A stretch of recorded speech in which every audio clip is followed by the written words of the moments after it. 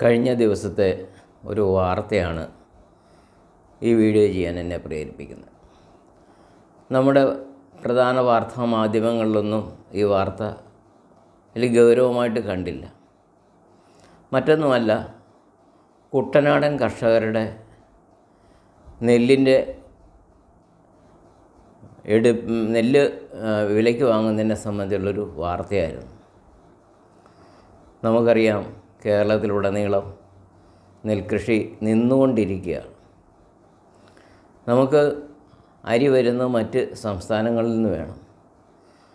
കാരണം ഇവിടെ ഉൽപ്പാദിപ്പിക്കുന്ന നെല്ലിന് ന്യായമായ വില ലഭിക്കുന്നില്ല. അത് അരിയാക്കി മാർക്കറ്റിലെത്തിക്കാനുള്ള മാർഗങ്ങൾ കുറവാണ്. വലിയൊരു മാഫിയ ഇതിൻ്റെ പേരിൽ പ്രവർത്തിക്കുന്നുണ്ട്. അതുകൊണ്ട് നെൽകൃഷി ചെയ്തിരുന്ന സ്ഥലങ്ങളൊക്കെ ആളുകൾ മറ്റ് കൃഷികൾക്ക് വേണ്ടി ഉപയോഗിക്കുകയാണ്, പാടം നികത്തുകയാണ്. ഇത് നമ്മൾ കണ്ടുകൊണ്ടിരിക്കുകയാണ്. ഇപ്പോഴും പാലക്കാടും കുട്ടനാടും ഒക്കെയാണ് കുറേയെങ്കിലും നെൽകൃഷി ചെയ്യുന്നത്. ഇവിടെ ഉദിക്കുന്നൊരു പ്രശ്നം, ഈ നെല്ല് കൃഷി ചെയ്യുക എന്ന് പറയുന്നത് അത്ര എളുപ്പമുള്ള സംഗതിയൊന്നുമല്ല. അത് മട വീഴാതെ നോക്കണം, മറ്റു രീതിയിൽ വെള്ളപ്പൊക്കം ഉണ്ടാകാതെ നോക്കണം, കീടങ്ങൾ വരാതെ നോക്കണം. അങ്ങനെ രാത്രിയും പകലും ഉറക്കുഴച്ച് ഇരുന്നാണ് കൃഷിക്കാരൻ ഈ നെൽകൃഷി നടത്തുന്നത്. അതൊരു ലാഭമുള്ള ബിസിനസ്സായിട്ടൊന്നുമല്ല, പാരമ്പര്യമായിട്ട് ചെയ്തു വരുന്ന ഒന്നാണ്. അതുകൊണ്ടാണ് പണ്ടൊക്കെ ഇഷ്ടംപോലെ കൃഷിക്കാരെ കിട്ടുമായിരുന്നു, ജോലിക്കാരെ കിട്ടുമായിരുന്നു. ഇപ്പം അങ്ങനെയൊന്നുമില്ല. ഇപ്പോൾ ഉഴാൻ ട്രാക്ടർ വേണം, അതുപോലെ തന്നെ കൊയ്യാൻ കൊയ്ത്തുയന്ത്രം വരണം. ഇതൊക്കെ കൊയ്ത്തുയന്ത്രമൊക്കെ തമിഴ്നാട്ടിൽ നിന്നൊക്കെയാണ് വരുന്നത്. പണ്ടൊക്കെ ഇഷ്ടം പോലെ ആളുകൾ കൊയ്യാനുണ്ടായിരുന്നു, കള പറിക്കാനുണ്ടായിരുന്നു. ഇന്ന് ആ അവസ്ഥയൊക്കെ മാറി. കാരണം അവരെ കൊണ്ടൊന്നും, തൊഴിലാളികളെ കൊണ്ടിപ്പോൾ കൊയ്ത്തോ അല്ലെങ്കിൽ നിലവിടലൊക്കെ ചെയ്ത് കഴിഞ്ഞാൽ 1 കിലോ അരിക്ക് 1000 രൂപ വില വെച്ചെങ്കിലും കൊടുക്കണം. കാരണം നമ്മുടെ നാടിൻ്റെ അവസ്ഥ ഇപ്പോൾ അങ്ങനെയാണ്. പക്ഷേ ഇതൊക്കെ സഹിച്ചും സ്വന്തം മണ്ണിൽ കൃഷിക്കാരൻ കൃഷി ഇറക്കുകയാണ്. പ്രത്യേകിച്ച് നെൽകൃഷിയെക്കുറിച്ചാണ് ഇന്ന് പറഞ്ഞു വരുന്നത്. ഈ നെൽകൃഷി ചെയ്ത് കഴിയുമ്പോൾ ഇത് സർക്കാരാണ് ഇപ്പോൾ ഇവിടെ കേരളത്തിലെ രീതിയിൽ ഏറ്റെടുക്കുന്നത്. അതിന് പാടി ബോർഡ് എന്ന് പറയുന്ന ഒരു സംവിധാനം സർക്കാർ ക്രമീകരിച്ചിട്ടുണ്ട്. അതിൽ കുറേ ഉദ്യോഗസ്ഥന്മാരുമുണ്ട്. അവരുടെ ജോലി നെൽകൃഷിക്കാരെ സഹായിക്കുക, നെല്ലുൽപ്പാദനം കൂട്ടുക, അവർക്ക് ന്യായമായ വില ലഭിക്കുന്നതെന്ന് ഉറപ്പ് വരുത്തുക. ഇങ്ങനെ പല സംഗതികളാണ്. കൃത്യം മാസാമാസം ശമ്പളം അവർക്ക് ലഭിക്കുന്നുണ്ട്. അത് ഭൂരിപക്ഷ ആളുകളും നല്ല ആത്മാർത്ഥമുള്ള ആരാണ്. പക്ഷേ ഇതിൽ ചില ആളുകൾ കൃഷിക്കാരന് ശരിയായ വില കിട്ടാൻ ഇടയാകരുത്, പകരം മറ്റെന്തോ ഒരു ഉദ്ദേശം ഇവർക്കുണ്ട്. കാരണം കൊയ്ത്തായി കഴിയുമ്പോൾ സർക്കാർ ഇവിടെയുള്ള കുറേ മില്ലുകാരുമായിട്ട് സംസാരിക്കും.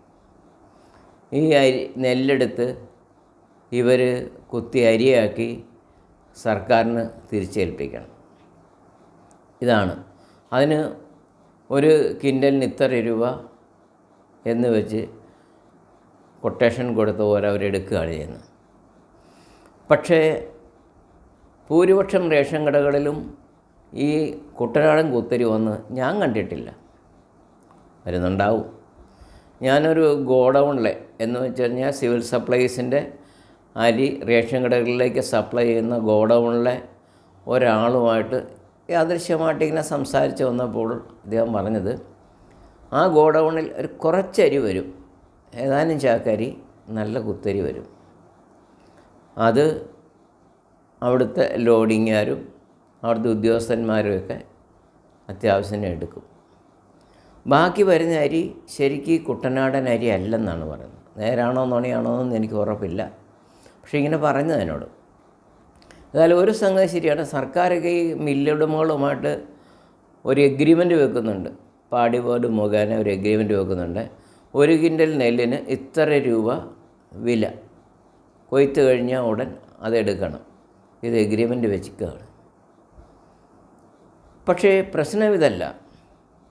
ഈ എഗ്രിമെൻറ്റ് കർഷക പ്രതിനിധികളും, ഒരുപക്ഷെ കർഷകരൊന്നും വലിയ കാര്യമായിട്ടുണ്ടാവില്ല, കർഷകരെ പ്രതിനിധീകരിക്കുന്ന ചില ആളുകൾ ഒക്കെ ആയിരിക്കും ബോർഡിലൊക്കെ ഉള്ളത് ഈ ചർച്ചയ്ക്ക്. അവർക്ക് നെൽകൃഷിയൊന്നും കാണില്ല. അത് നമ്മുടെ എല്ലാ മേഖലകളിലും അങ്ങനെയാണല്ലോ. ഏതായാലും ഒരു വില പേശി ഈ പാടി ബോർഡും ഈ മില്ലുടമകളുമായിട്ട് വില പേശി ഒരു വില ഉറപ്പിക്കുന്നു, കിൻഡലിന് ഇത്ര രൂപ. അപ്പോൾ കൃഷിക്കാരൻ മഴ വരുമ്പോൾ അവൻ്റെ ചങ്കിനകത്ത് തീയാണ്. കാരണം മഴ വന്ന് മട വീണ് പോയി കഴിഞ്ഞാൽ ഈ നെല്ല് മുഴുവൻ പോകും. കൊയ്ത്ത് യന്ത്രം അടുത്ത പാടത്തുനിന്ന് ഇവിടെ വരണമെങ്കിൽ താമസിച്ചാൽ അവന് ചങ്കടിപ്പാണ്. അങ്ങനെ പ്രാർത്ഥനയോടും കണ്ണീരോടും കൂടെ ഇരുന്ന് സാവധാനം ഈ നെല്ലെല്ലാം കൊയ്ത് ലോറി വരുന്ന സ്ഥലത്ത് എത്തിക്കണം. എന്നിട്ട് മെയിൻ റോഡിൻ്റെ സൈഡിലെത്തിക്കണം. ഈ മെയിൻ റോഡിൻ്റെ സൈഡിൽ എത്തിച്ചു കഴിയുമ്പോഴാണ് ഈ സർക്കാർ പറയുന്ന വിലയ്ക്ക്, പാടി ബോർഡ് പറയുന്ന വിലയ്ക്ക്, അല്ലെങ്കിൽ ഈ മില്ലുടമകളുമായിട്ടുള്ള എഗ്രിമെൻ്റ് അനുസരിച്ച് കിൻഡലിന് ഇത്ര രൂപ വെച്ച് ഒരു വില കൽപ്പിക്കുന്നതിൻ്റെ ആ വില വെച്ച് കൊടുക്കണം. ഇതാണ് നിയമം. നമ്മൾ നിയമം അനുസരിക്കണമെന്നല്ല എല്ലാവരും പറയുന്നത്. സർക്കാർ ഒരു നിയമം ഉണ്ടായിക്കഴിഞ്ഞാൽ എല്ലാവരും നിയമം അനുസരിക്കണം. ഓട്ടോറിക്ഷക്കാരെ നിയമം അനുസരിച്ച് മീറ്റർ ഇട്ട് ഓടണം. ബാക്കിയുള്ള ആളുകൾക്ക് നിയമം അനുസരിച്ച് എല്ലാവരും പ്രവർത്തിക്കണം. എല്ലാവരും നിയമം അനുസരിക്കണ്ടേ?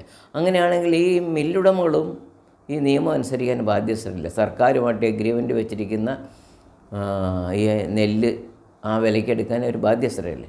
പക്ഷേ ഇവർ പലപ്പോഴും എടുക്കുന്നില്ലെന്നാണ് കഴിഞ്ഞ ദിവസങ്ങളിൽ വന്ന ചില വാർത്തകൾ.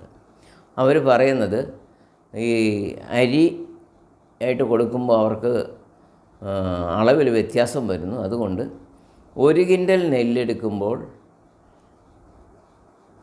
ചിലയിടത്ത് 23 കിലോ നെല്ല് അഡീഷണൽ കൊടുക്കണം, ചിലയിടത്ത് 20 കൊടുക്കണം, ചിലയിടത്ത് 10 കൊടുക്കണം, ചിലയിടത്ത് 5 കിലോ കൊടുക്കണം എന്നൊക്കെയാണ്. ഇതെന്ത് ന്യായമാണ്? ഇവർക്ക് ഒരു കിൻഡൽ നെല്ലിന് എത്ര രൂപ എന്ന് പറഞ്ഞാലല്ലേ, പിന്നെ അതിന് അരി കുറഞ്ഞു പോകുന്നു എന്നും പറഞ്ഞ് പിന്നെ ഇവരൊരു 10 രൂപ 10 കിലോ നെല്ലെന്തിനാണ് വാങ്ങിക്കുന്നത്? അതിൻ്റെ പേരിൽ കോട്ടയത്ത് സമരം ഉണ്ടായി.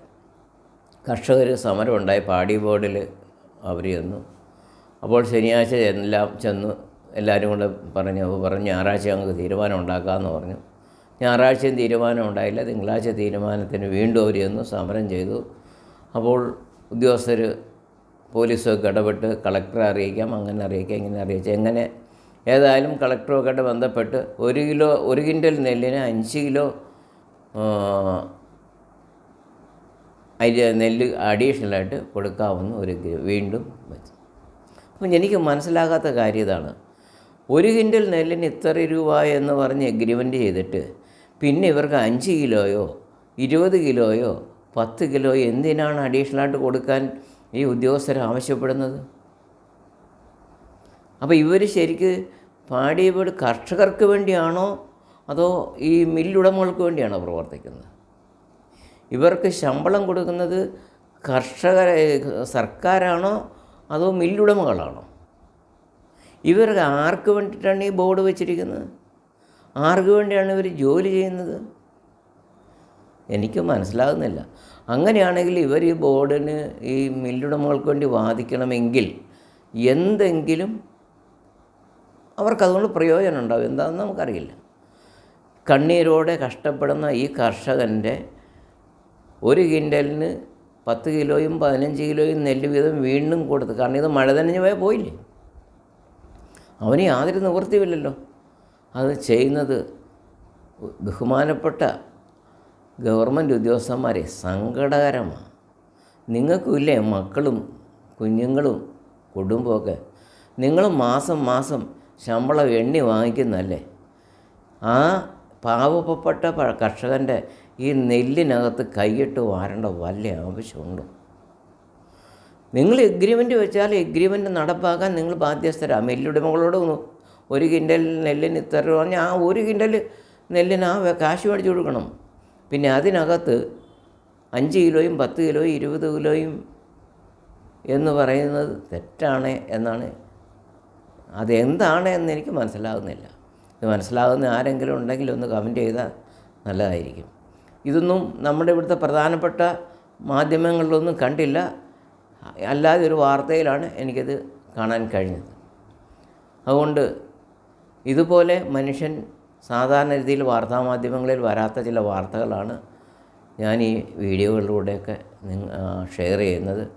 അതുകൊണ്ട് ഈ വീഡിയോ ഇതുപോലുള്ള വാർത്തകൾ ഇനിയും നിങ്ങൾക്ക് ലഭിക്കണമെങ്കിൽ നിങ്ങൾ എൻ്റെ ചാനൽ സബ്സ്ക്രൈബ് ചെയ്യുക, ബെല്ലൈക്കൺ അമർത്തുക, ഈ വീഡിയോ മറ്റു കൃഷിക്കാർക്കും കൂടെ ഷെയർ ചെയ്ത് കൊടുക്കുക.